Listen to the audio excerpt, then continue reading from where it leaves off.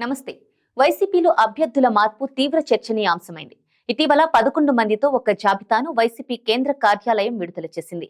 వీరిలో ముగ్గురు మంత్రులకు సైతం స్థానచలనం తప్పలేదు. అలాగే ముగ్గురు సిట్టింగ్ ఎమ్మెల్యేలకు కూడా టికెట్లు దక్కలేదు. తాజాగా మరో జాబితా కూడా విడుదల చేశారు. రెండో జాబితాలో మరికొంతమందికి ఝలక్కిచ్చారు. దీంతో వైసీపీ అభ్యర్థుల్లో టెన్షన్ నెలకొంది. ప్రస్తుతం తూర్పు, పశ్చిమ గోదావరి జిల్లాలకు చెందిన ఎమ్మెల్యేలతో జగన్ భేటీలు జరిపారు. కొందరు ఎమ్మెల్యేలను, మంత్రులను లోక్సభకు పంపాలని జగన్ యోచిస్తున్నారు. గెలుపే లక్ష్యంగా ఈసారి ఎన్నికల్లో అభ్యర్థుల ఎంపిక చేయనున్నామని చెబుతున్నారు. సోషల్ ఇంజనీరింగ్ లో భాగంగా సిట్టింగ్ ఎమ్మెల్యేలను మార్చాలని నిర్ణయించుకున్నామని పైకి చెబుతున్నా ఓటమి భయమే దీనికి కారణమని స్పష్టమవుతోంది. అయితే నియోజకవర్గంలో సిట్టింగ్ ఎమ్మెల్యేపై అసంతృప్తి ఉండటంతో పాటు కొన్ని నియోజకవర్గాల్లో కీలక నేతలు సిట్టింగ్ ఎమ్మెల్యేలకు సహకరించబోమని చెప్పడంతోనే జగన్ కీలక నిర్ణయం తీసుకున్నారని వైసీపీ అంటోంది. టికెట్ దక్కని నేతలకు పార్టీలో ఏదో ఒక పదవి ఇస్తామని జగన్ హామీ ఇస్తున్నారు. రాజకీయ భవిష్యత్తుని తాను చూసుకుంటానని భరోసానిస్తున్నారు. అయితే ముందుగానే అభ్యర్థులను ఖరారు చేసి వారితో సమన్వయం చేసుకుని వెళ్లేలా జగన్ ఎమ్మెల్యేలతో భేటీ అవుతున్నారు. టీడీపీ, జనసేన కూటమి బలంగా ఉండటంతో అభ్యర్థులను తప్పనిసరిగా మార్పు చేయాలన్న నిర్ణయానికి జగన్ వచ్చారు. అందుకోసమే ముందస్తుగా కసరత్తులు ప్రారంభించారు. దశల వారీగా నియోజకవర్గాలకు కొత్త ఇన్ఛార్జ్లను నియమించనున్నారని పార్టీ వర్గాలు వెల్లడించాయి. అభ్యర్థుల ఎంపికలో భారీ మార్పులు ఉంటాయని అంటున్నారు.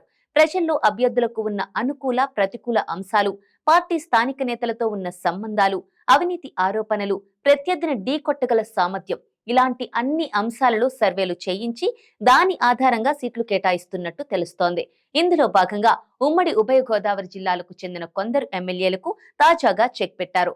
కొందరికి ఉండదని తేల్చి చెప్పేశారు. గత ఎన్నికల్లో తెదేపా ఎమ్మెల్యేగా గెలిచి వైకాపాకు మద్దతు పలికిన గుంటూరు పశ్చిమ ఎమ్మెల్యేకి ఇప్పటికే టికెట్ కట్ చేశారు. ఒక మంత్రి వేణుగోపాలకృష్ణకి ఈసారి స్థానచలనం ఖాయమని తేలిపోయింది.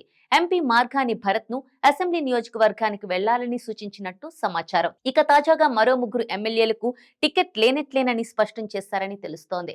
అలాగే విజయవాడ పశ్చిమ ఎమ్మెల్యే వెల్లంపల్లి శ్రీనివాస్ తో సజ్జల రామకృష్ణారెడ్డి చర్చించారు. వెల్లంపల్లిని సెంట్రల్ కు మార్చే అవకాశం ఉంటుందంటున్నారు. అంతేకాక ఈ నెలాఖరు వరకు ఎమ్మెల్యేలతో భేటీలు నిర్వహించి త్వరలోనే అభ్యర్థులను ప్రకటించే అవకాశం ఉందని తెలుస్తోంది.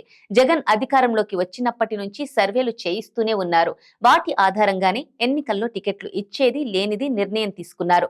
ప్రతి ఉమ్మడి జిల్లాలోనూ 5 నుంచి 6 సిట్టింగ్ ఎమ్మెల్యేలకు టికెట్ గల్లంతవుతుందని తెలుస్తోంది. ఈ సమాచారం ప్రకారం సుమారు 60 మందికి సీట్లు దక్కవనే చర్చ జరుగుతోంది. తెలంగాణ ఫలితాల నేపథ్యంలో గెలుపు గుర్రాలకే సీట్లు కేటాయిస్తున్నట్లు చెబుతున్నారు.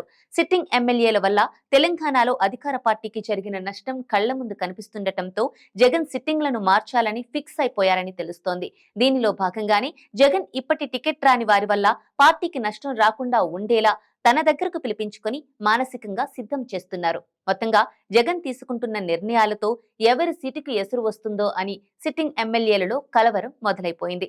ఎన్ని టికెట్స్ కట్ అవుతాయి, అలాగే స్థానాలు మారేవారు ఎందరు, సిట్టింగ్ స్థానాలని మళ్లీ దక్కించుకునేవారు ఎందరు అనేది ఈ నెలాఖరుకి క్లారిటీ వచ్చే అవకాశం ఉంది.